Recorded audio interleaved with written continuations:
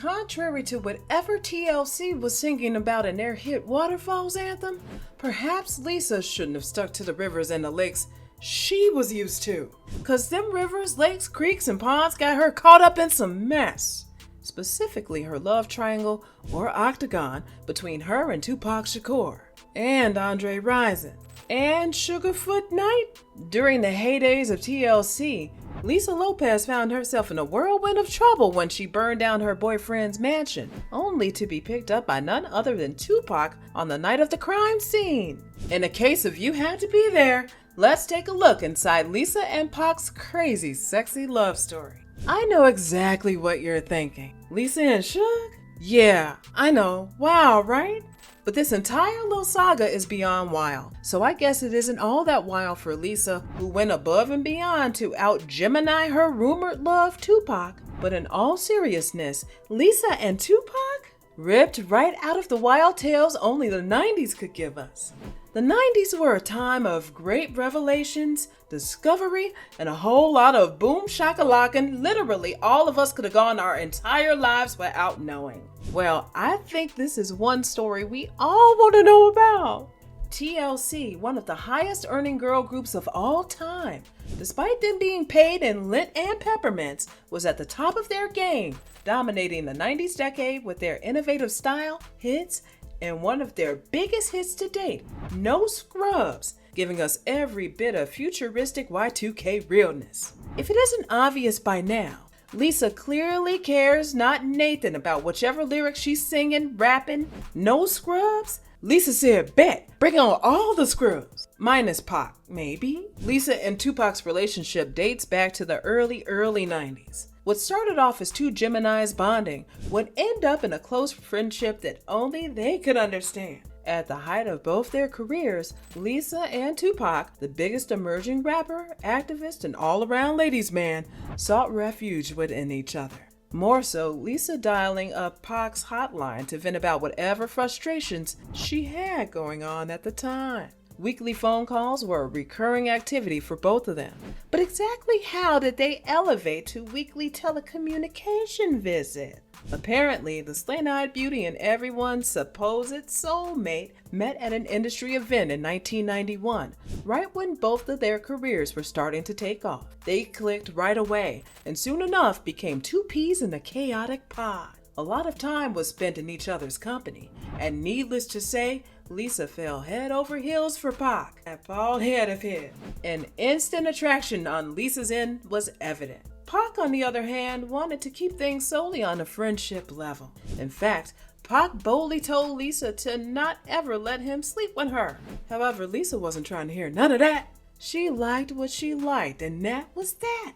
On the Lifetime documentary, Hopelessly in Love, detailing Lisa's relationship with her ex-NFL boyfriend Andre Rison, lots of revelations were disclosed, not only on Andre and Lisa's relationship, but also Lisa and Pac's. Andre and Lisa had that Whitney and Bobby love on steroids. Sex, drugs, allegedly. And that rich, low-vibrational, ignorant, and famous mentality that had Andre and Lisa playing real-life whack-a-mole in parking lots, venues, and behind closed doors. In case you weren't aware, Lisa and Andre's relationship was, in short, more toxic than toxic. Typical cheating, violence, we in a relationship but not really type of situationship. A quick rundown goes as follows. On one unfortunate night, Andre got back from clubbing or so with some associates. Lisa came rushing out of his mansion that she forcefully invited herself to temporarily live in. Like a bat out of hell, all you heard was cussing, shouting, and blows coming from Lisa's end. Dodging the ambush was what Andre was concerned about. It was obvious Lisa was drunk as a skunk, so he waved his associate off, took Lisa inside, slapped her to calm her down, dragged her upstairs, and even sat on Shorty, who was still letting the liquor devour her instead of the other way around. And what was all the fuss about? Supposedly, Lisa was big mad that Andre had brought some sneakers without buying her anything, and had the nerve to go without her. And she thought he was getting his Mac on with another shorty. Something she caught Andre doing before, so it wasn't like she didn't have any reason to not be suspicious. Lisa obviously wasn't about to calm down anytime soon, so Andre shrugged his broad shoulders, leaving the house to allow Lisa to soak in her dysfunction. Traveling to another teammate's house to chill for the night, perhaps leaving Lisa to occupy that big mansion all alone while under the influence, wasn't the best idea, because before anybody knew it, Andre's mansion would soon be engulfed with flames. Awards, high-value investments, rarities, memorabilia, gone. All gone. Taking a good load of Andre's belongings like his sneakers and some things he bought for her, Lisa took all that, chucking it into Andre's bathtub before setting a match, lighting the items on fire. What old girl didn't know was that Andre had replaced the tub's old marble with fiberglass, resulting in the entire building going up in flames.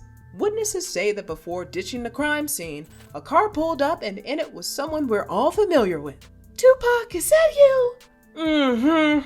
Tupac was the getaway driver for Lisa, allegedly. When ish hit the fan, quite literally, Tupac was one call away. Goes to show what type of bond they had. Friends of Lisa's recall Pac being Lisa's soulmate. Lisa's friend words, not Lisa's. Pac just understood her like no one else. Andre claimed that before he was caught cheating, yeah, he really said this, he spotted his girl and Pac in the back of a limo. I honestly did not care whether I lived or died. And even told the Art of Dialogue YouTube channel back in January of this year that he thought Lisa and Tupac planned to burn down Andre's house from the get-go. Which beats me. If my so-called girlfriend planned to burn down my mansion and some other dude picked her up from the scene only for I to go to court hand in hand, pleading to the judge not to arrest her even after she and her lawyers played the whole abusive man gag, I wouldn't then continue to date that girl for 7 years on and off and even plan a whole wedding. I say all that to say somebody lying or not telling the whole truth. In the Lifetime doc, Andre went on to say that Lisa and Pac had a strong connection. They knew what the other was thinking and could finish each other's sentences. If Pac was willing to go there with Lisa, then Lisa would have allowed it. But according to everybody interviewed, Pac just never saw Lisa in that way. Dallas Austin, TLC Chili's ex and father of her son, revealed in an interview with hip-hop's biggest FBI agent, Vlad TV, that Pac used to tell Lisa to act out in case of all publicity is good publicity. Although I think Dallas semi-twisted Pac's words. Perhaps Pac wasn't telling her to act bad outright, but gave her one of his famous Pac pep talks.